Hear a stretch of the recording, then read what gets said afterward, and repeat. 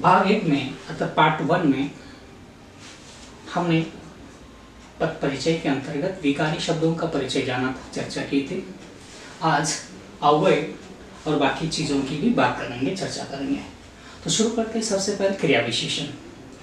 क्रिया विशेषण अर्थात क्रिया की विशेषता बताने वाला शब्द।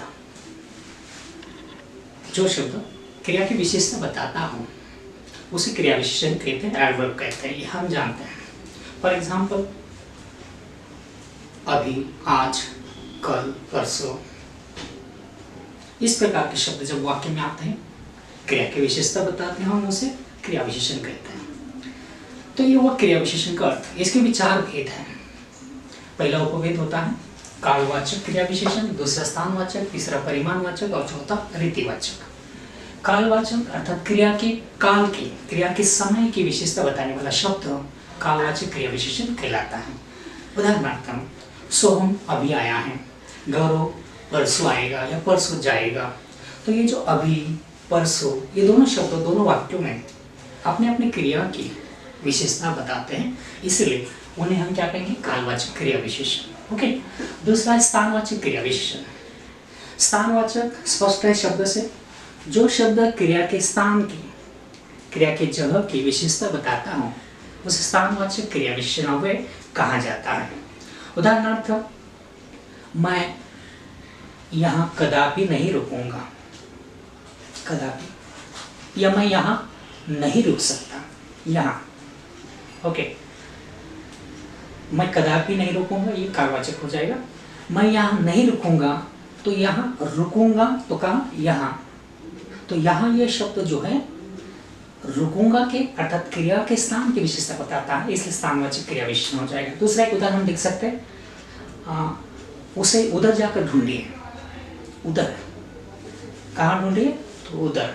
तो इस प्रकार उधर शब्द ढूंढने इस क्रिया के स्थान की विशेषता बताता है, इसलिए हो जाएगा स्थानवाचक क्रिया विशेषण। तीसरा है परिमाणवाचक क्रिया विशेषण हुए। परिमाण शब्द से स्पष्ट है नापतोल, परिमाण। जो शब्द क्रिया के नापतोल की विशेषता बताता हूँ उसे परिमाणवाचक क्रिया विशेषण कहते हैं। ये सारी चीज़ों का हमने स्पेसिफिकली सेपरेटली वीडियोस बनाए हैं। अगर आप डिटेल में जाना या पाना चाहते हैं तो हमने डिस्क्रिप्शन में इसकी लिंक दी हुई है, आप क्लिक करके देख सकते हैं।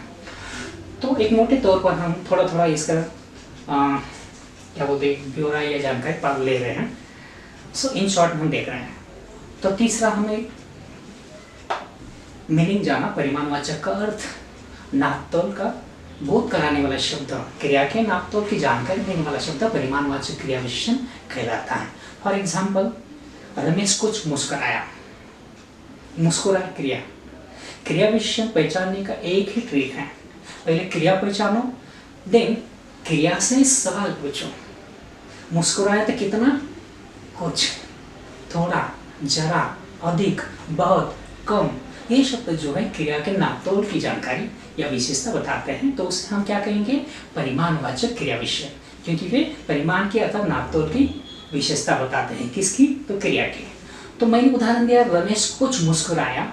सबसे पहले मुस्कुराया यानी क्रिया को पहचानो, कितना मुस्कुराया, तो कुछ। तो कुछ क्या हो जाएगा, परिमाणवाचक। दूसरा एक उदाहरण, वह मुझसे अधिक दौड़ा।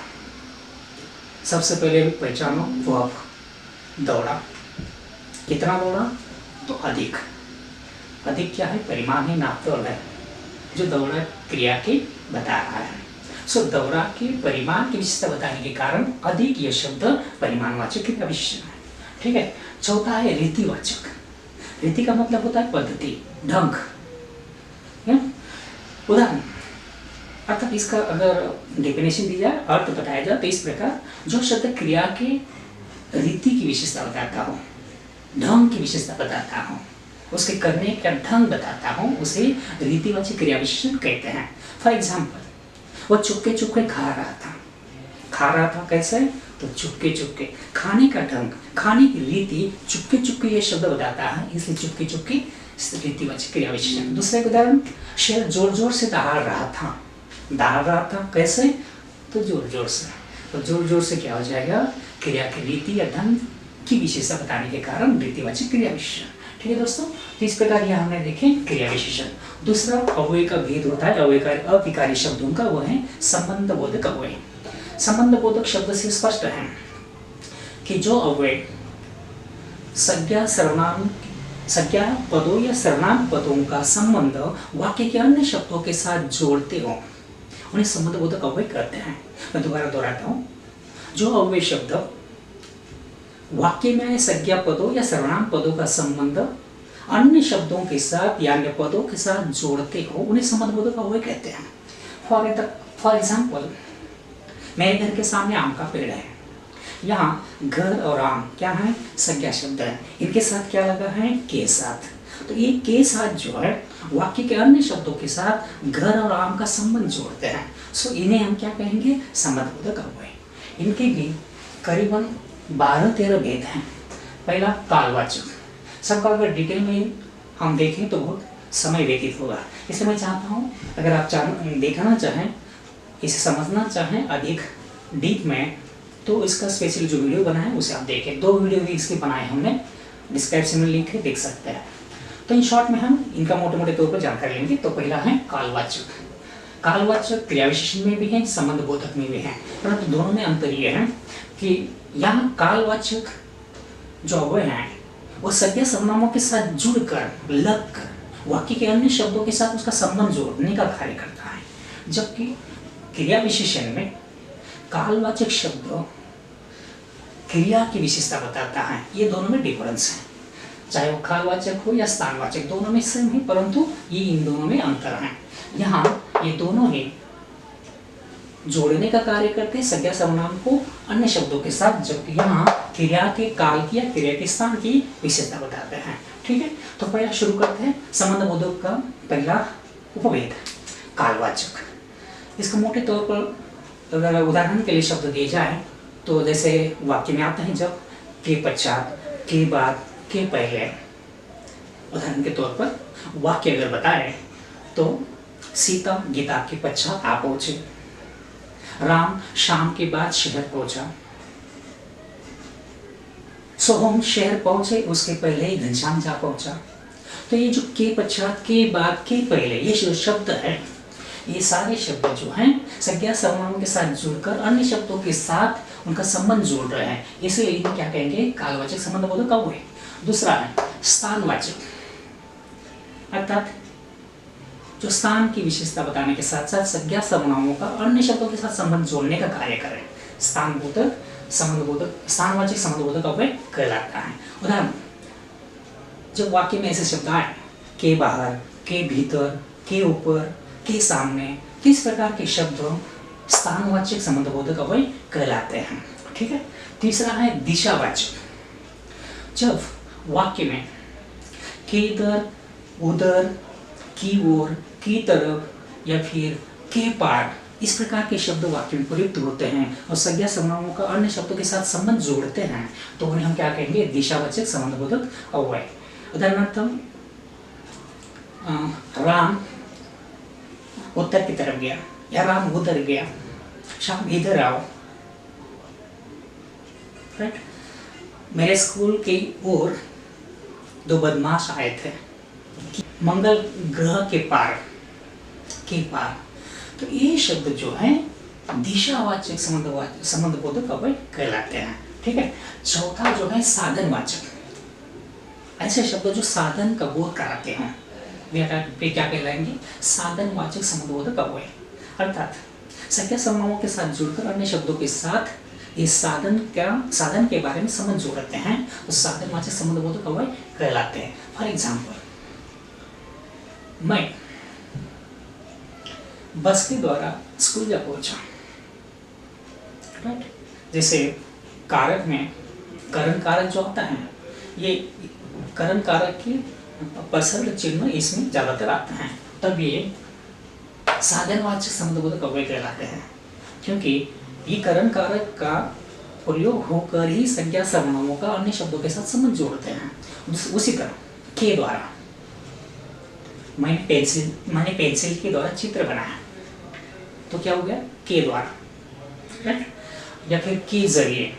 तो इस प्रकार के शब्द जो साधन का बोध कराते हों वे साधनवाचक संबंधबोधक अव्यय कहलाते हैं। ठीक है। पांचवा है विरोधवाचक। विरोधवाचक ये जो शब्द है संज्ञा सर्वनामों का अन्य शब्दों के साथ विरोध दर्शाते हैं, विरोध दिखाते हैं, सो वे विरोधवाचक संबंधबोधक अव्यय कहलाते हैं। फॉर एग्जाम्पल के विपरीत, के खिलाफ, के प्रतिकूल, इस प्रकार के शब्द जो वाक्य में प्रयुक्त होते हैं तो उन्हें विरोधवाचक संबंधबोधक अव्यय कहते हैं। जैसे पिताजी ने इतना डांटा परंतु मैं उनके विपरीत एक शब्द नहीं बोल सका, के विपरीत। श्याम तुम्हारा दुश्मन है, श्याम तुम्हारा शत्रु है, फिर भी तुमने उनके खिलाफ कुछ नहीं किया, के खिलाफ। तो इस प्रकार के शब्द जब वाक्य में प्रयुक्त होते हैं तो विरोधवाचक संबंधबोधक अव्यय कहलाते हैं। अगला है समानतावाचक। ऐसे शब्द जो संज्ञा सर्वनामों के साथ जुड़कर वाक्य के अन्य शब्दों के साथ समानता का बोध कराते हैं। Right. For example Sita Gita की तरह गाती है, या फिर राम श्याम की तरह दिखता है, की तरह, के समान, या फिर के तुल्य। अगला है हमारा हेतुवाचक। इसमें कोई उद्देश्य प्रकट किया जाता है, स्पष्ट किया जाता है। उदाहरण जब वाक्य में इस प्रकार के पद आते हैं विभक्ति कारक के साथ लगकर, जैसे के कारण, के लिए, के मारे, के निमित्त। फॉर एग्जाम्पल जैसे कि वाक्य में अगर इस प्रकार के उदाहरण आए या इस प्रकार के वाक्य आए, राम बीमार होने के कारण स्कूल नहीं आ पाया, के कारण। राइट। या फिर वह बुढ़ापे के मारे चल नहीं पाता, के मारे। ओके। मेहमान आने के कारण या मेहमान आने के निमित्त उसने स्कूल को डांडी मारी या स्कूल से छुट्टी ली, के निमित्त। तो इस प्रकार के कारण, के लिए, के मारे, के निमित्त, ये जो शब्द हैं उद्देश्य को प्रकट करते हैं। संज्ञा समूहों के साथ लगकर वाक्य के अन्य शब्दों के साथ संबंध तो जोड़ते ही हैं, परंतु साथ ही साथ ये अव्यय हेतु को, उद्देश्य को प्रकट करते हैं, इसलिए ये हेतुवाचक संबंधबोधक अव्यय कहलाते हैं। अगला है संबंधवाचक संबंधबोधक, अर्थात ये जो शब्द हैं ये संज्ञा पद या सर्वनाम पद इनके साथ जुड़कर वाक्य के अन्य शब्दों के साथ संबंध दिखाने के साथ साथ संबंध जोड़ने का कार्य करते हैं। संज्ञा पद या सर्वनाम पदों के साथ जुड़कर वाक्य के अन्य शब्दों के साथ संबंध सीधे तरीके से जोड़ते हैं। उदाहरणार्थ जब इस प्रकार के वाक्य आते हैं के साथ, के समेत, के संग, एक प्रकार का साचरिक भाव इसमें होता है। जैसे राम के साथ श्याम भी जा पहुंचा, के साथ। सीता के साथ मीता भी स्कूल जाती हैं, के साथ। या गीता के समेत सीता भी जा पहुंची, के समेत है ना, के सहित। ओके। तो के साथ, के समेत, के संग, इस प्रकार के पद संज्ञा सर्वनामों के साथ जुड़कर जो वाक्य के अन्य शब्दों के साथ संबंध जोड़ने का कार्य करते हैं तो वे संबंधवाचक संबंधबोधक अव्यय कहलाते हैं।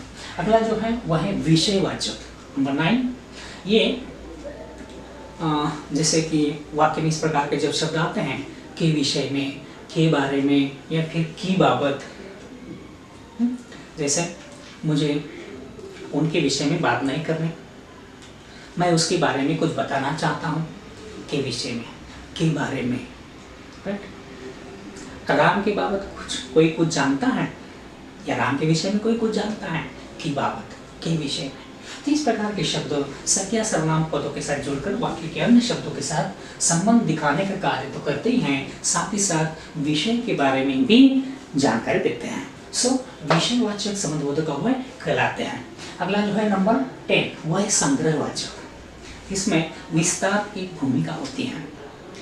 विस्तारवादी या एक प्रकार की व्याप्ति जो है वो बड़ी सी होती है इसमें। फॉर एग्जाम्पल उदाहरण के तौर पर वाक्य में जब ऐसे शब्द आते हैं भर, पर्यंत, तक, जैसे मैं जीवन भर आपकी सेवा करता रहूँगा, जीवन भर, ये जो भर शब्द है क्या है, एक संग्रह का, एक विस्तार का बोध कराता है। इसलिए ये क्या कहलाएगा? संग्रहवाचक संबंधबोधक। उसी तरह पर्यंत, मैं मृत्यु पर्यंत मेहनत करता रहा। अरे जब मैं मर ही गया तो मैं अपनी बात कैसे कर सकता हूँ? सॉरी, दूसरा उदाहरण लेते हैं। रामलाल अपने जीवन के अंतिम क्षणों पर्यंत मेहनत करता रहा। पर्यंत या फिर तक।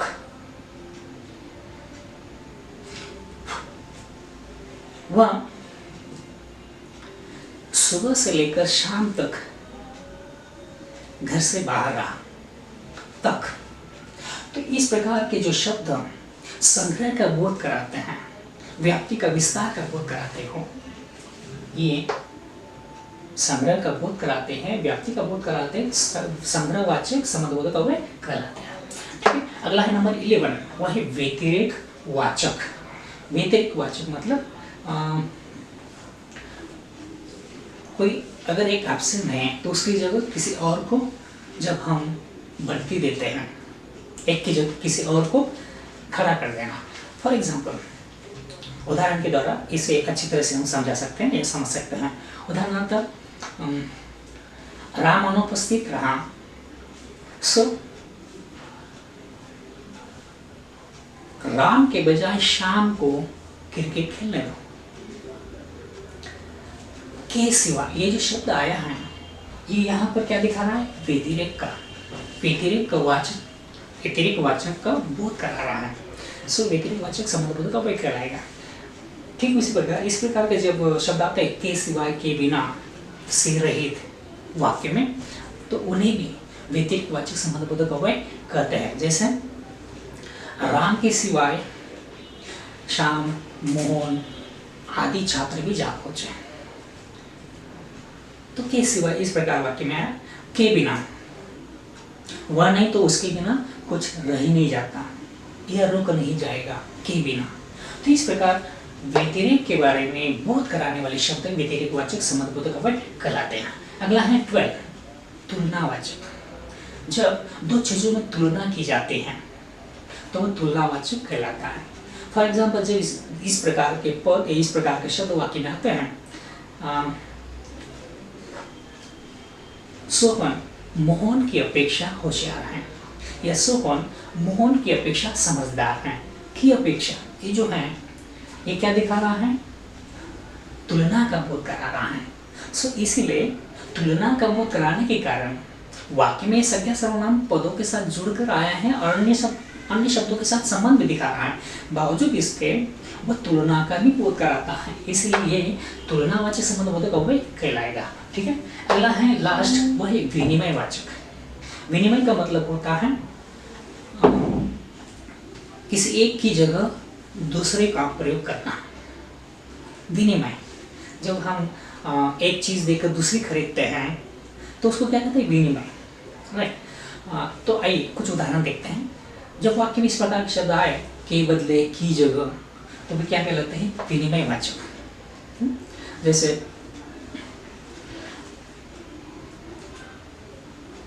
राम के बदले श्याम ने आज अपना प्रस्तुति दिया। राम के बदले श्याम ने अपनी प्रस्तुति दी, के बदले। राइट। उसी तरह की जगह, वह नहीं आया कोई बात नहीं, उसकी जगह आप खड़े हो जाइए, की जगह। तो ये क्या है? विनिमय का बोध करा रहा है, इसलिए ये विनिमय वाचक संबंधबोधक अव्यय कहलाएगा। ठीक है दोस्तों, इस प्रकार संबंधबोधक अव्यय उसके सभी भेदों के साथ हमने अच्छे से जाना।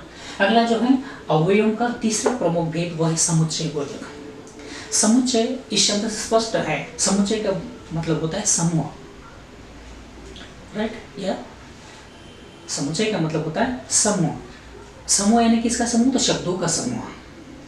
इसका अर्थ अगर बताया जाए तो इस प्रकार हम दे सकते हैं कि जब वाक्य में दो पदों, दो वाक्यांशों या उपवाक्यों अथवा दो वाक्यों को जोड़ने वाले अव्यय जो होते हैं उन्हें समुच्चय बोधक अव्यय कहते हैं।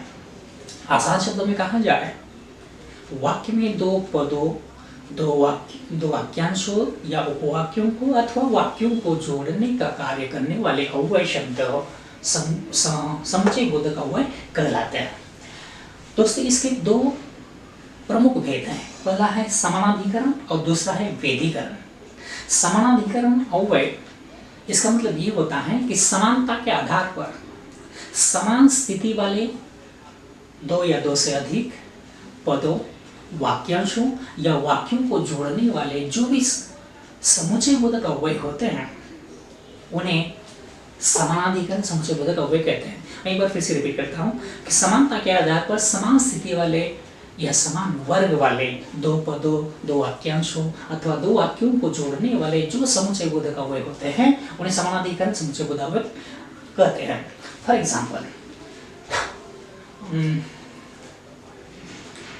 एग्जाम्पल सुबह हुई और पंछी चहचहाने लगे, या सुबह हुई पंछी चहचहाने लगे। दो सेपरेट, दो स्वतंत्र वाक्य हैं।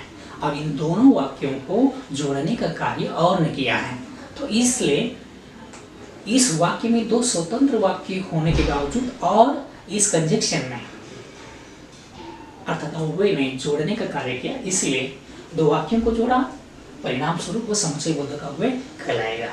इसके भी करीबन 4 उपभेद, इसके समानाधिकरण के 4 उपभेद और वेदीकरण के 4 उपभेद किए जाते हैं। आइए थोड़े संक्षेप में, इन शॉर्ट में हम इन्हें देखते हैं। इसका पहला, समानाधिकरण का पहला उपभेद होता है संयोजक, अर्थात दो पदों को परस्पर, दो पदों, दो वाक्यांशों या दो वाक्यों को परस्पर जोड़ने का कार्य करने वाले जो पद या शब्द होते हैं उन्हें संयोजक समानाधिकरण समुच्चय बोधक अव्यय कहते हैं। फॉर एग्जाम्पल, मैं और मोहन मित्र हैं। यहाँ पर मैं और मोहन दो शब्दों को जोड़ने का कार्य हो रहा है और से, सो और क्या कहलाएगा? संयोजक। क्या कहलाएगा? संयोजक। इसी प्रकार तथा, एवं, राम तथा श्याम बाजार गए, मीना एवं सीमा स्कूल जा पहुंची, तथा एवं, ये दो शब्द ऐसे हैं जो दो दो पदों को जोड़ने का कार्य कर रहे हैं, इसलिए ये संयोजक कहलाएंगे। क्यों कहलाएंगे? क्योंकि वे समान वर्ग के घटकों को जोड़ने का कार्य करते हैं। और इसी प्रकार समान वर्ग या समान घटकों को जोड़ने वाले जो शब्द होते हैं उन्हें संयोजक तो कहते ही हैं, साथ ही साथ समानाधिकरण के अंतर्गत इन्हें माना। हमने उदाहरण देखा था कि ये पत्र तुमने लिखा या राम ने, तो यहाँ तुमने और राम इसके बीच में एक अलगाव दिखाने का कार्य या ये पद कर रहा है, योजक कर रहा है, इसलिए अलगाव दिखाने के कारण उसे हम कहेंगे विभाजक समानाधिकरण अव्यय। ठीक है। इसी प्रकार या की तरह अथवा, न, चाहे, इस प्रकार के पद भी विभाजक का कार्य करते हैं। जैसे न उसने कुछ पूछा, न मैंने कुछ बताया। न, चाहे मारो चाहे पीटो, मैं कुछ बोलने वाला नहीं। चाहे, तो इस प्रकार के पद जब विभाजक का कार्य करते हैं, अलगाव दिखाने का कार्य करते हैं, तो विभाजक कहलाते हैं। ठीक है। तीसरा समानाधिकरण अव्यय का तीसरा उपभेद कहलाता है विरोधवाचक या विरोध बोधक। जैसे इसका अर्थ इस प्रकार दिया जाता है कि दो शब्दों या पदों या वाक्यांशों को जोड़ते हुए ये परस्पर विरोध को दिखाने का कार्य करता है। दो शब्दों, दो पदों, शब्दों यानी पदों या वाक्यांशों या वाक्यों को परस्पर जोड़ने का कार्य करते हुए उन दोनों में आपस में विरोध दिखाने का कार्य करता है, इसलिए विरोध बोधक कहलाता है। ओके, इसमें उदाहरण अगर दिया जाए, आप कुछ भी कर सकते हैं लेकिन मैं आपके साथ नहीं चलूँगा। यहाँ पर जो शब्द है लेकिन, आप कुछ भी कह सकते हैं लेकिन मैं आपके साथ नहीं चलूँगा, ये जो उदाहरण मैंने आपको बताया, यहाँ पर दो वाक्यों को जोड़ने का कार्य लेकिन कर रहा है, परंतु ये साथ ही साथ क्या दिखा रहा है? विरोध दिखा रहा है कि आप चाहे कुछ भी कहो लेकिन मैं आपके साथ चलने के लिए तैयार नहीं हूँ, मैं आपके साथ नहीं चलूँगा। तो यहाँ जो है चलने का विरोध दिखाने का कार्य लेकिन कर रहा है। इसलिए लेकिन जैसे शब्द जब वाक्य में आकर विरोध दिखाते हैं तो उन्हें विरोध बोधक समानाधिकरण अव्यय कहते हैं। इसी प्रकार बल्कि, पर, परंतु या फिर पर, परंतु, बल्कि, इस प्रकार के शब्द जब भी वाक्य में आते हैं, विरोध कहते हैं, तो विरोध बोधक समानाधिकरण कहलाते हैं। ठीक है। समानाधिकरण का चौथा उपभेद कहलाता है परिणाम दर्शक। जब वाक्य में आए दो पदों, दो वाक्यांशों या दो वाक्यों के बीच ये परिणाम का संकेत करता है। यह हुए खास तौर पर वाक्य में आकर पहले उपवाक्य तथा उसके परिणाम का संकेत अन्य उपवाक्यों में करते हैं। मैं दोबारा दोहराता हूँ कि ये हुए पहले उपवाक्य का तथा उसके परिणाम का संकेत करने वाले अन्य उपवाक्यों का आपस में संबंध जोड़ने का कार्य करते हैं। परिणाम की ओर संकेत करने की वजह से ऐसे अवयवों को परिणाम दर्शक समानाधिकरण अवयव कहते हैं। उदाहरण दिया जाए तो मेहनत करो अन्यथा फेल हो जाओगे। तो यहाँ पर अन्यथा ये दूसरे उपवाक्य से पहले आकर पहले उपवाक्य का या पहले प्रधान वाक्य हो या वाक्य हो, उसका जो है परिणाम का बोध दूसरे उपवाक्य में बता रहा है, स्पष्ट कर रहा है। ठीक इसी प्रकार जब वाक्य में नहीं तो, फलता, परिणाम स्वरूप, फल स्वरूप, इस प्रकार के जब भी शब्द आते हैं तो उन्हें परिणाम दर्शक समानाधिकरण अवयव कहते हैं। राइट। हम उदाहरण के दूसरा बता सकते हैं कि उसने पढ़ाई नहीं की, फलता फेल हो गया। फलता क्या है? ये पहले उपवाक्य का दूसरे उपवाक्य में संकेत बता रहा है, परिणाम का बोध करा रहा है। इसलिए फलता, फलस्वरूप या परिणाम स्वरूप इस प्रकार के शब्द जब वाक्य में आकर पहले उपवाक्य का संकेत दूसरे उपवाक्य में देते हैं या उसका परिणाम का बोध कराते हैं तो उन्हें परिणाम दर्शक समानाधिकरण अवयव कहा जाता है। ठीक है दोस्तों, तो यहाँ समुच्चय बोधक का पहला उपभेद हमने देखा बहुत अच्छे से, समानाधिकरण। पहला संयोजक, दूसरा विरोधवाचक, पहला संयोजक, दूसरा विभाजक, तीसरा विरोधवाचक, चौथा परिणाम दर्शक। ठीक है। अब दूसरा देखते हैं विधिकरण। विधिकरण की डेफिनेशन या अर्थ दिया जाए तो इस प्रकार दिया जाता है कि वाक्य में आए प्रधान उपवाक्य का और अन्य एक या एक से अधिक वाक्य में आए प्रधान उपवाक्य का और वाक्य में आए एकाधिक आश्रित उपवाक्यों का आपस में परस्पर संबंध जोड़ने का कार्य जो अवयव शब्द करते हैं उन्हें विधिकरण समुच्चय बोधक अवयव कहा जाता है। ठीक है। दूसरे आसान शब्दों में कहा जाए कि वाक्य में आए हुए एकाधिक आश्रित उपवाक्यों को प्रधान वाक्य से जोड़ने का कार्य जो अवयव शब्द करते हैं उन्हें विधिकरण समुच्चय बोधक अवयव कहते हैं। इसके अंतर्गत भी चार उपभेद आते हैं। कितने? चार। पहला होता है कारण बोधक। विधिकरण का पहला उपभेद होता है कारण बोधक, अर्थात जो कारण को दिखाए। ये अवयव शब्द पहले उपवाक्य से अधिक अन्य उपवाक्यों को प्रधान उपवाक्य से जोड़ने का कार्य करता है।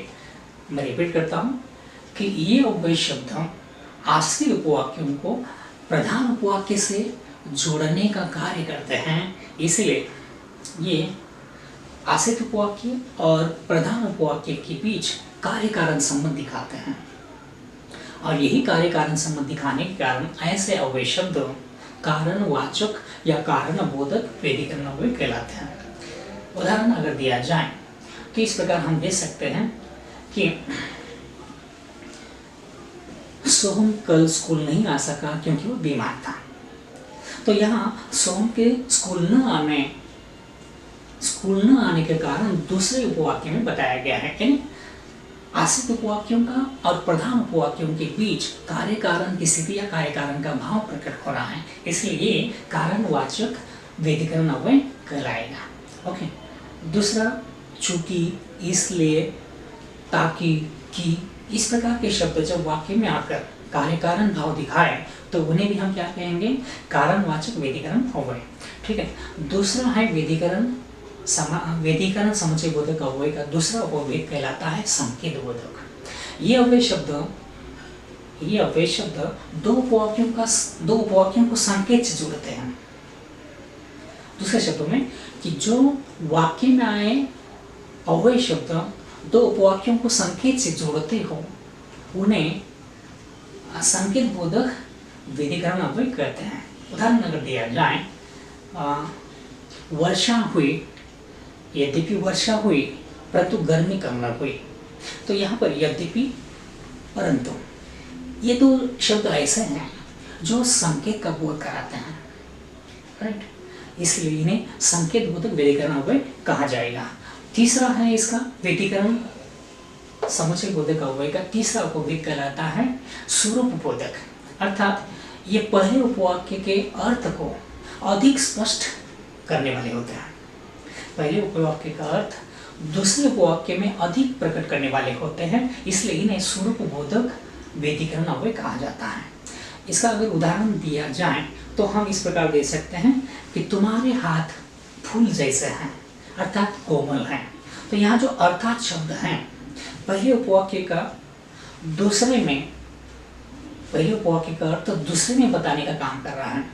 तो इस प्रकार जो अव्यय शब्द पहले उपवाक्य का या पहले वाक्य का अर्थ दूसरे में प्रकट करने का काम करते हैं उन्हें स्वरूप बोधक व्यधिकरण अव्यय कहा जाता है।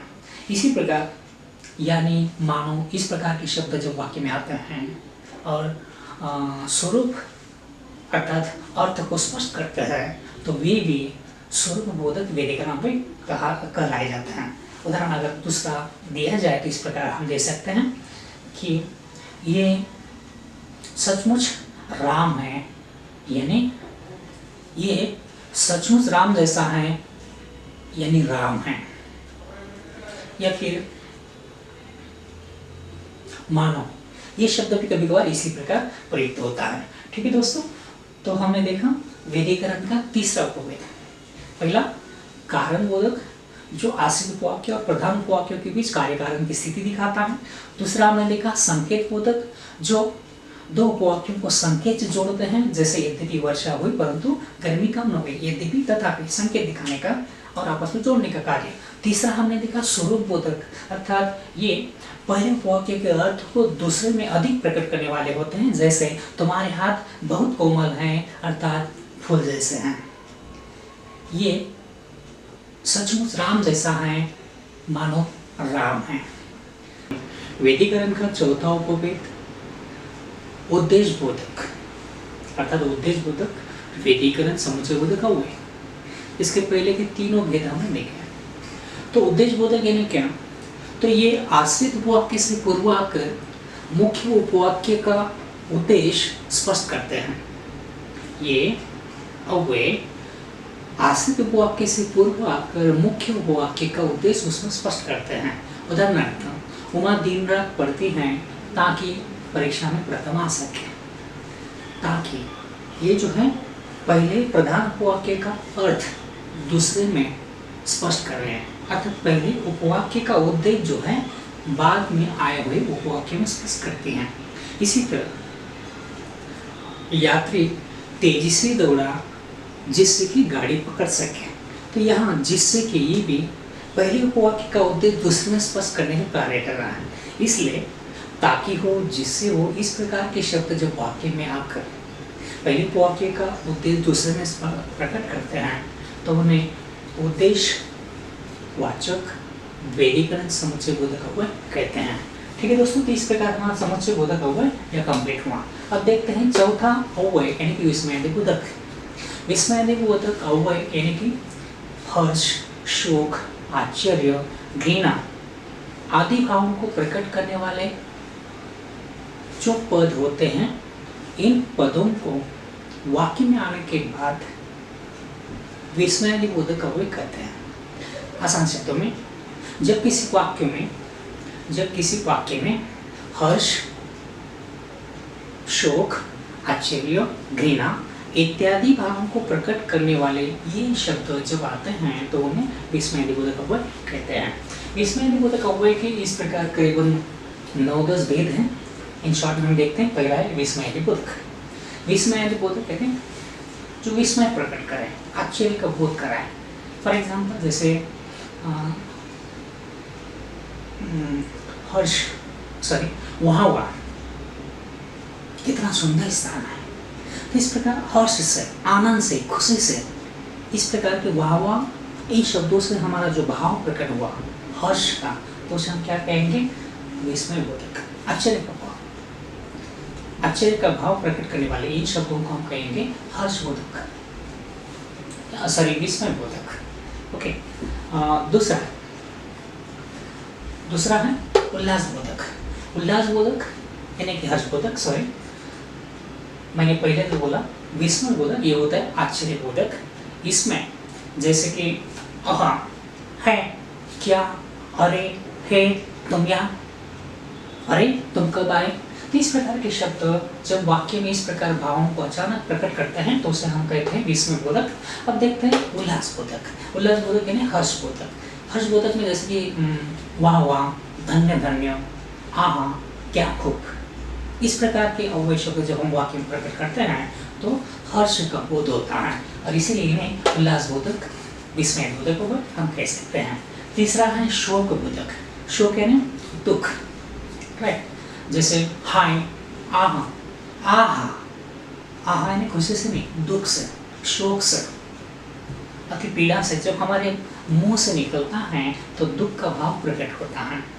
जैसे हाय, आहा, आहा, त्राही त्राही, उफ, हे राम, तो इस प्रकार के शब्द जब वाक्य में आकर शोक का बोध कराते हैं तो उन्हें हम क्या कहते हैं? शोक बोधक, विस्मय बोधक हुआ।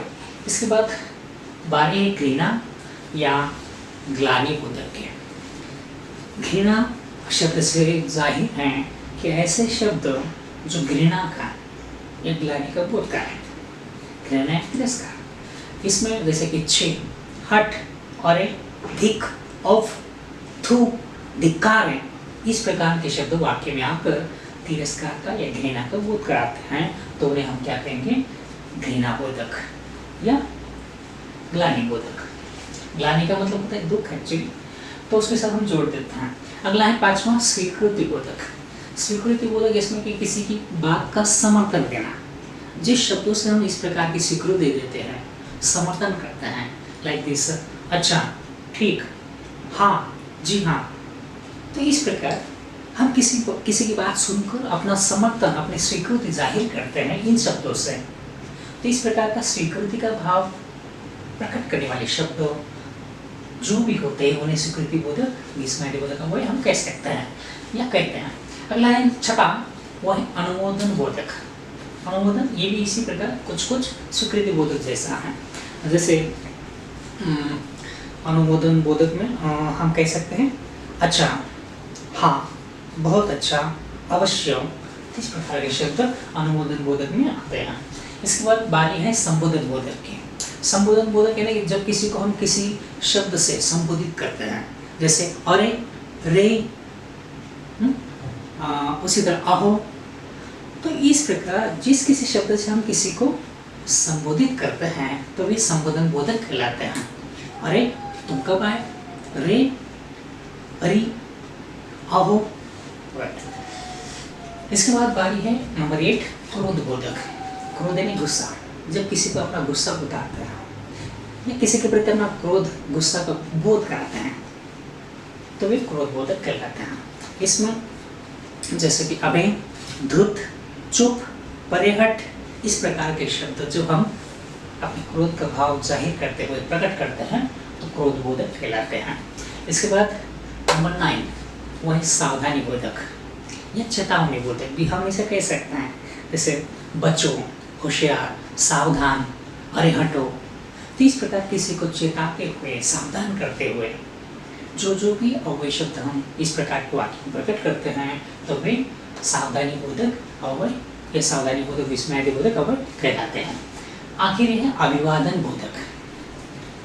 जैसे हे राम, या फिर राम, हे राम ने, नमस्ते, प्रणाम, तो ये जो शब्द हम अभिवादन के रूप में प्रयुक्त करते हैं तो अभिवादन बोधक कहलाता है।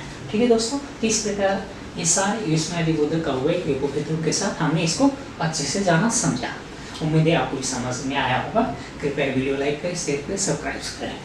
ठीक है दोस्तों, तो इस प्रकार अभिकारी शब्द यानी अवयवों के चारों भेद उपभेदों के साथ हमने देखे।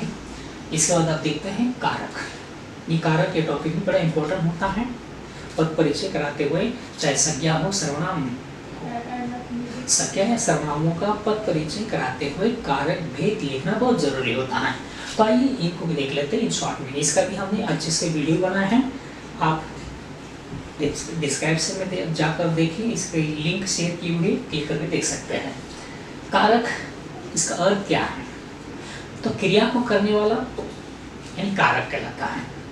कारक यानी क्रिया को करने वाला। कारक विभिन्न प्रकार के संज्ञाओं या सर्वनामों को क्रिया के साथ किसी न किसी भूमिका में जोड़ते हैं। ये दोबारा दोहराता हूँ, कारक यानी क्रिया को करने वाला। कारक विभिन्न संज्ञाओं और सर्वनामों को क्रिया के साथ किसी न किसी भूमिका में जोड़ते हैं और इसी भूमिका को जोड़ने के लिए जिन शब्द चिन्हों का प्रयोग किया जाता है उन्हें प्रसर्ग या विभक्ति कहते हैं।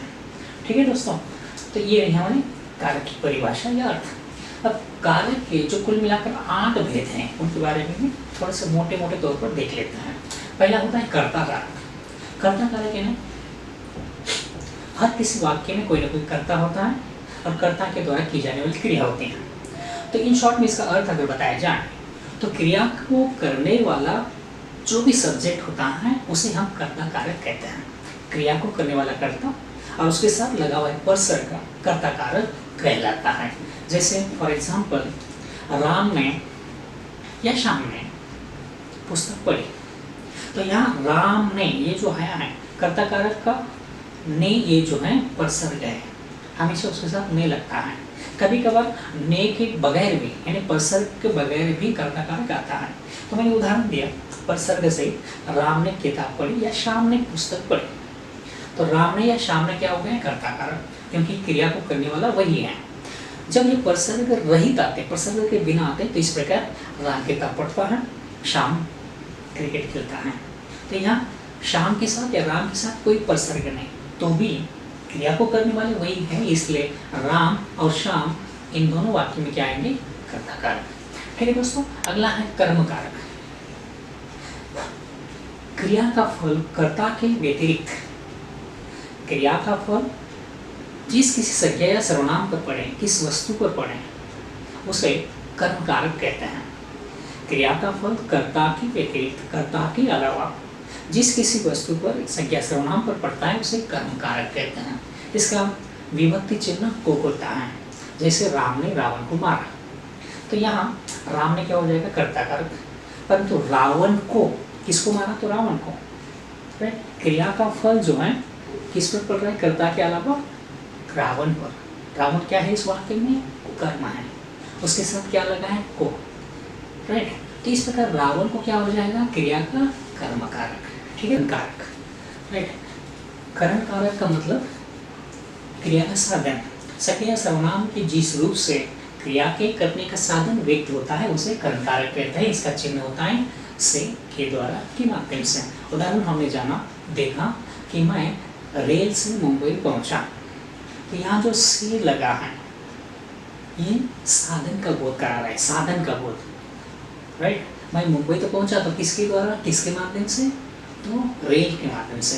तो यहाँ रेल से का इसका अर्थ क्या कर रहा है, के द्वारा, के माध्यम से। ठीक है, इसी प्रकार और भी उदाहरण आ सकता है, जैसे वो देखने का इस समय में। अगला देखते हैं संप्रदान। संप्रदान कारक अर्थात क्रिया के जिस रूप से हमें पता चले या जिस किसी को कुछ देने हेतु या किसी के लिए कुछ करने हेतु क्रिया की जाती है तो उसे संप्रदान कारक कहते हैं। संज्ञा सर्वनाम के साथ लगकर जो भी रूप क्रिया करता है, संज्ञा सर्वनाम के साथ लगकर जो भी संज्ञा सर्वनाम का रूप जो भी क्रिया करता है उसे संप्रदान कारक कहते हैं। इन शॉर्ट में जब किसी के लिए कुछ किया जाए, दिया जाए तो उसे संप्रदान कारक कहते हैं। उदाहरणार्थ बुआ जी ने दामाद के लिए स्वेटर बुना, तो यहाँ क्या है, के लिए शब्द आया जो दामाद को देने के बारे में अपना भाव स्पष्ट कर रहा है। इसके साथ के लिए प्रसंग तो लगता ही है, परंतु साथ ही साथ को का भी प्रयोग इसका होता है। याद रखिए, कर्म कारक में भी को होता है, इसमें भी को होता है, परंतु यहाँ जब को लगता है तो यहाँ क्रिया का भाव प्रधान होता है, जबकि यहाँ जब को आता है तो वहाँ देने का भाव प्रधान होता है। दो उदाहरण मैं आपको बताता हूँ। जैसे प्रधानाचार्य जी ने छात्रों को बुलाया, राइट, और दूसरा वाक्य ये है कि मम्मी ने भिखारी को भिक्षा दी। तो यहाँ दोनों वाक्य में क्यों का प्रयोग है। प्रधानाचार्य जी ने छात्र को बुलाया, इस वाक्य में जो को आया है वहां पर क्रिया का भाव प्रधान है, इसलिए को का मतलब हो जाएगा कर्म कारक। जबकि दूसरा वाक्य मैंने आपको बताया कि मम्मी ने भिखारी को भिक्षा दी, तो यहाँ पर भिखारी को देने का भाव प्रधान है, इसलिए वहां पर को क्या कहलाएगा, सप्रदान कारक। ठीक है दोस्तों। हाँ, अगला है पांचवा अपादान कारक। अपादान का मतलब होता है क्रिया का आधार या आश्रय। जब की गई क्रिया का आधार या काल बताने वाले पर्सन के चिन्ह किसी संख्या या सर्वनाम के साथ जुड़कर आते हैं तो वे अपादान कारक कहलाते हैं। Right, I am sorry, actually वो अधिकरण कारक का मैंने बता दिया। अपादान कारक का मतलब होता है अलगाव या बिछड़ना। जैसे दो चीजों में जब बिखराव आता है तो वह अपादान कारक कहलाता है। उदाहरणार्थ, इसका चिन्ह हमेशा से होता है। एक्चुअली करण का भी से है, अपादान कारक का भी से है, परंतु दोनों में अंतर है, वो उदाहरण के बाद हम देखते हैं। अपादान कारक का जो चिन्ह है पर्सन वो इससे। एग्जाम्पल हम दें तो पेड़ से पत्ते गिरते हैं, मैं घर से निकल पड़ा,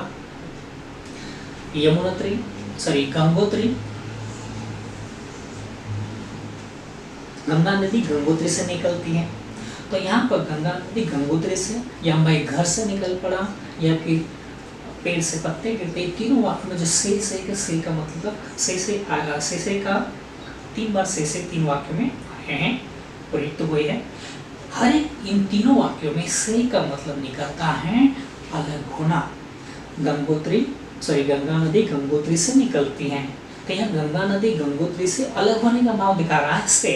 ठीक इसी प्रकार मैं घर से निकल पड़ा, मेरा और घर से यहाँ जो है बिखराव अलग होने का भाव से दिखा रहा है। ठीक इसी प्रकार पेड़ से पत्ते गिरते हैं, पेड़ और पत्तों का एक दूसरे से बिछड़ने का भाव व्यक्त हो रहा है से। ठीक है, तो इस प्रकार जब बिछड़ने का भाव दिखाई दिया जाता है तो वह अपादान कारक कहलाता है। और जहाँ से का मतलब के द्वारा, के माध्यम से, इस प्रकार साधन के रूप में से का प्रयोग हो तो वहाँ करण कारक माना जाता है। ठीक है, तो ये दोनों में डिफरेंस ही याद रखिए। इसी डिफरेंस के आधार पर, इसी अर्थ के आधार पर वो करण कारक है या अपादान कारक, इसे आप पहचान सकते हैं। अगला है संबंध कारक। संबंध कारक का मतलब ये होता है कि एक व्यक्ति का दूसरी व्यक्ति से या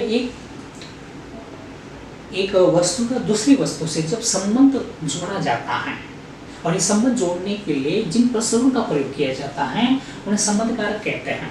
फॉर एग्जाम्पल, राम का भाई आया है, राम की बहन आई है, राम के दोस्त आए हैं। इसके प्रसंग चिन्ह होते का, की, के, रा, री, रे, जैसे हमारा, हमारी, हमारे, या फिर ना, नी, ने, अपना, अपनी, अपने। तो इस प्रकार के जब वाक्य में प्रयुक्त होते हैं और एक व्यक्ति का दूसरे से संबंध जोड़ते हैं या दिखाते हैं तो वे संबंध कारक कहलाते हैं। ठीक है दोस्तों। अगला है सातवां। मैं जो आधार या आश्रय की बात कर रहा था वो इसी की है, वो एक्चुअली अधिकरण कारक कहलाता है। क्रिया का आधार या काल बताने के लिए जिन प्रसंग चिन्हों का संख्या या सर्वनामों के साथ प्रयोग किया जाता है उन्हें अधिकरण कारक कहा जाता है। फॉर एग्जाम्पल, इसके प्रसंग चिन्ह हमेशा होते हैं में या पर या के मध्य। उदाहरणार्थ, छत पर बंदर बैठा है, छत पर बंदर बैठा है, या फिर दूसरा, मोहन छत से कूद पड़ा। हम अधिकरण कारक की बात करें। पहला उदाहरण मैंने आपको बताया, बंदर छत पर बैठा है, तो यहाँ छत के ऊपर ये जो ऊपर या पर, ये है अधिकरण कारक को दिखाने का भाव व्यक्त कर रहा है, अधिकरण कारक को दिखा रहा है, क्योंकि इसमें ऊपर या पर इस प्रकार के परसर्ग चिन्ह लगे हैं। साथ ही साथ में का भी हम इस प्रकार प्रयोग कर सकते हैं कि कक्षा में 40 छात्र बैठे हैं या घर के भीतर 4 लोग हैं, तो ये के भीतर, के मध्य, में, पर, के ऊपर, इस प्रकार के परसर्ग चिन्ह जब संज्ञा सर्वनामों के साथ जुड़ते हैं तो वहाँ क्रिया का आधार या आश्रय व्यक्त होता है, इसलिए उन्हें अधिकरण कारक कहा जाता है। ठीक है दोस्तों, अगला और आखिरी है वो है संबोधन कारक। संबोधन कारक का मतलब ये होता है कि जब संज्ञा के जिस रूप से किसी को संबोधित किया जाता है या पुकारा जाता है, बुलाया जाता है, मैं दोबारा दोहराता हूँ, संज्ञा के जिस रूप से किसी को पुकारा, बुलाया या संबोधित किया जाता है तो उस अव्यय शब्द को संबोधन कारक कहा जाता है। उस अव्यय शब्द को नहीं, मैं यहाँ बाय मिस्टेक अव्यय बोल दिया, तो जिस संज्ञा के जिस रूप से किसी को पुकारा जाए, बुलाया जाए, संबोधित किया जाए तो उस शब्द को संबोधन कारक कहा जाता है। ठीक है दोस्तों, फॉर एग्जाम्पल हम अगर एग्जाम्पल की बात करें तो इस प्रकार बोल सकते हैं, हे भगवान, हे राम, और एक शाम तुम कब आए, अरे भाई कल तक तुम कहाँ थे, या अब तक तुम कहाँ थे, और श्रीमान यहाँ पधारिए, तो अरे श्रीमान, हरे राम, हे भगवान, अरे भाई। तो इस प्रकार संज्ञा के रूप के साथ जो शब्द जुड़कर आए जिसके कारण किसी को संबोधित करने का भाव व्यक्त हो रहा है, इसलिए ये संबोधन कारक कहलाते हैं। ठीक है दोस्तों, तो इस प्रकार यह हमने कारक उनके 8 उपभेदों के साथ अच्छे से जाने समझे, और डिटेल जानना है तो डिस्क्रिप्शन में इसका लिंक शेयर किया है, आप क्लिक करके देख सकते हैं। अगली बात है पद परिचय में जो हमें कराना पड़ता है, पदों का परिचय कराते समय, वो होता है वचन, उनके भेदों के साथ। इसका भी हमने वीडियो बना है, डिटेल में अच्छे से देखना है तो वीडियो देख सकते हैं। इन शॉर्ट में हम इतना ही जानें कि वचन के 2 भेद होते हैं, एक होता है एक वचन, दूसरा होता है बहुवचन, अर्थात सिंगुलर यानी एक वचन, प्लूरल यानी बहुवचन। जहाँ एक का बोध होता है वो एक वचन कहलाता है, और एक से अधिक वस्तु का जहाँ बोध होता है बहुवचन कहलाता है। ठीक है, लिंग, इसी तरह लिंग के बारे में भी ज़्यादा बताने की आवश्यकता नहीं, आप अच्छे से जानते हैं। जिन शब्दों से पुरुष का बोध हो वो लिंग कहलाते हैं, और जिन शब्दों से स्त्री का बोध हो, स्त्री जाति का बोध हो, उन्हें स्त्रीलिंग कहते हैं। जैसे इमलिंग स्त्रीलिंग है, आम पुल्लिंग है। राइट, अब बारी है वाच्य की। वाच्य यानी बोलने का विषय, वाच्य का मतलब होता है बोलने का विषय। इसका भी हमें उल्लेख करना पड़ता है पद परिचय कराते समय, इसलिए इसको भी हम शॉर्ट में देख लेते हैं। तो वाच्य का मतलब होता है बोलने का विषय, अर्थात क्रिया के जिस रूप से पता चले कि क्रिया का मुख्य विषय कर्ता है, कर्म है या भाव, उसे हम वाच्य कह सकते हैं या कहते हैं। वाच्य के 3 उपभेद हैं, पहला है कर्तृवाच्य, दूसरा है कर्मवाच्य, तीसरा है भाववाच्य। इसका भी बहुत अच्छे से हमने वीडियो बनाया है, डिस्क्रिप्शन में लिंक है, आप देखना चाहें देख सकते हैं। कर्तृवाच्य अर्थात जहाँ कथन का मुख्य केंद्र बिंदु कर्ता होता है, अर्थात क्रिया के लिंग वचन पुरुष कर्ता के लिंग वचन के अनुसार चेंज होते हैं, परिवर्तित होते हैं, वह कर्तृवाच्य कहा जाता है या माना जाता है। फॉर एग्जाम्पल, संजीव पुस्तक पढ़ता है, संजीव पुस्तक पढ़ता है या संजीव ने पुस्तक पढ़ी, तो यहाँ पर कौन सा क्रिया का जो मुख्य विषय है कर्ता है, संजीव है।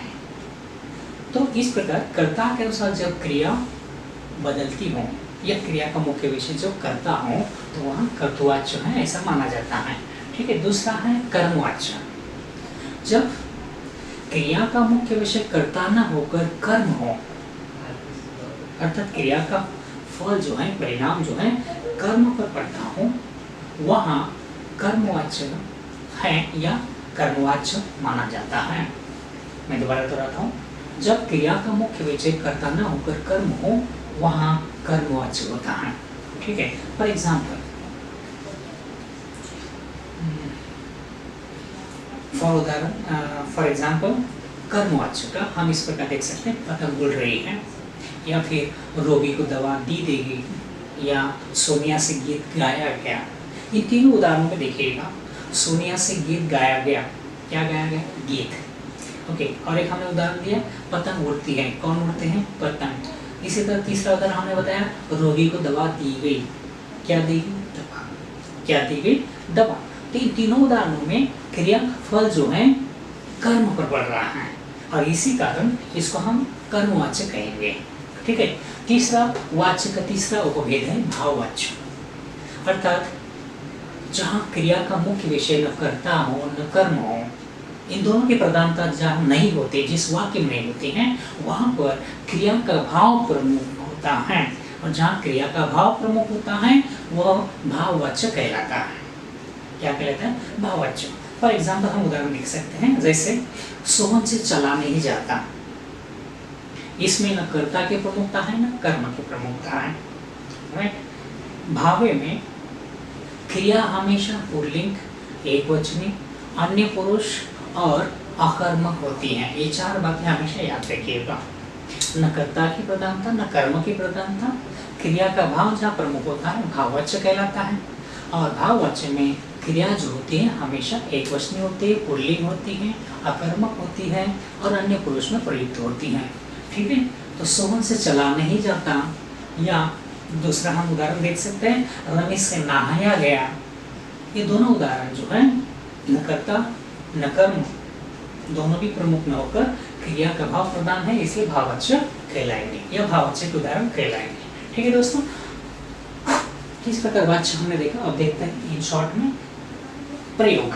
प्रयोग को हमारे हिंदी व्याकरण में अन्विति कहते हैं। अन्विति का मतलब होता है अनुगमन। अनु और गमन, इन दो शब्दों से बना अनुगमन। अनु का मतलब होता है के अनुसार, गमन यानी जाना। राइट। तो किसके अनुसार जाना? जिस किसी के अनुसार क्रिया जाती है उसके आधार पर वह प्रयोग का या अन्विति का भेद कहलाता है। राइट। तो अनुगमन अर्थात क्रिया का रूप कर्ता, कर्म या अन्य जिस किसका अनुगमन करे उसके अनुसार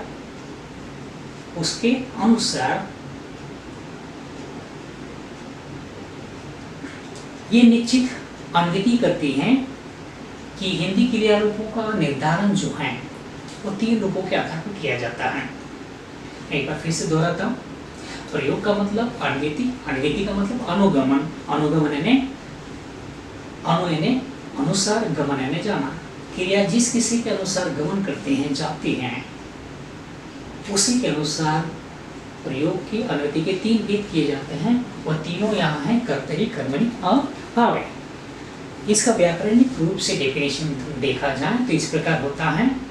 अनुगमन का मतलब, उसका अन्विति का मतलब अनुगमन अर्थात क्रिया रूप, क्रिया का जो भी रूप है वह कर्ता, कर्म या अन्य जिस किसी का अनुगमन करता है इसका निश्चय अन्विति करता है, या इसका निश्चय अन्विति के द्वारा होता है।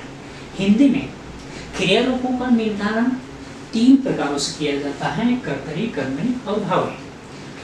अब देखते हैं एक एक का। इन शॉर्ट में हम ज्ञान या ज्ञानबोध। पहला कर्तरी।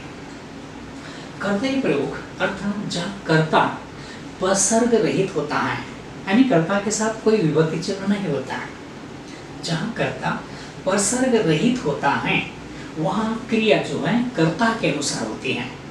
उदाहरणार्थ मोहन जाता है या मोहिनी पढ़ती है। इन दोनों वाक्यों में जो कर्ता है मोहन हो या मोहिनी हो, परसर्ग रहित हैं, परसर्ग के बिना आए हैं, इसलिए इन वाक्यों की जो क्रियाएं हैं कर्ता के अनुसार है, कर्ता के अनुसार बदलती है, चेंज होती हैं। यानी क्रिया का रूप कर्ता के अनुसार बदलता है, परिवर्तित होता है, यानी क्रिया जो है कर्ता के अनुसार उसके पीछे पीछे चलती है, इसलिए कर्तरी प्रयोग कहलाएगा। दूसरा है कर्मणि प्रयोग। इसका डेफिनेशन या अर्थ इस प्रकार होता है। कर्मणि प्रयोग यानी कर्म क्रिया अन्विति, और कर्तरी प्रयोग को हम कहते हैं कर्ता क्रिया अन्विति, यानी कर्ता का क्रिया का संबंध, कर्म क्रिया अन्विति यानी कर्म के आधार पर क्रिया का जाना। ठीक है, जहाँ कर्ता में ने, उ, से इत्यादि प्रसंग जुड़े हो और कर्म के साथ कोई प्रसंग न हो। कर्ता के साथ प्रसंग होते हैं ने, उ, से, परंतु कर्म के साथ कोई प्रसंग नहीं होता। कर्म प्रसंग रहित होता है।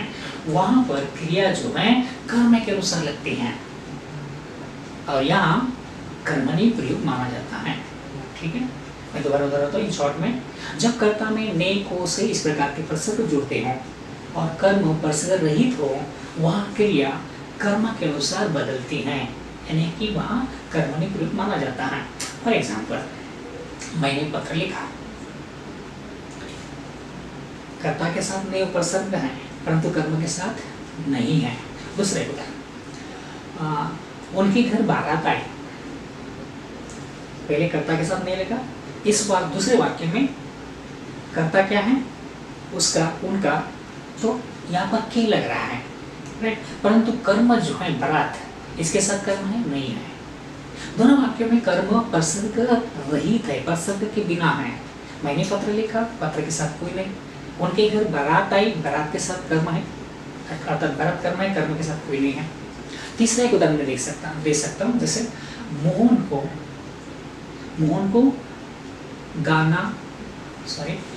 को गणित आता है या मोहन को संगीत आता है, संगीत गाना आता है। तो यहाँ पर भी संगीत हो या गाना हो कर्म है, उनके साथ कोई प्रसंग नहीं है। और एक उदाहरण, उससे पैसे गिने गए।